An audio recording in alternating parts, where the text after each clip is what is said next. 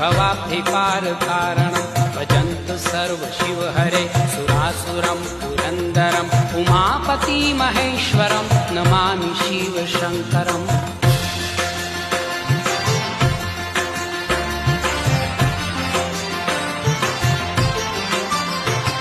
सोमेश्वरा नागेश्वरा श्रीमल्लिकार्जुनेश्वरा महाकालं अमलेश्वरा पुष्पेश्वरा विश्वेश्वरा केदार भीम वैद्यनाथ त्र्यम्बकं रामेश्वरम् उमापति महेश्वरं नमामि शिव शङ्करम्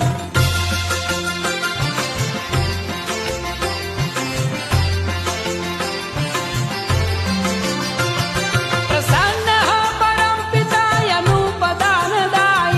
नमः शिवाय भक्तगुणगायितं नमः अलख निरञ्जनं श्याममङ्गलं करम् उमापति महेश्वरं नमामि शिव शङ्करम् उमापति महेश्वरम्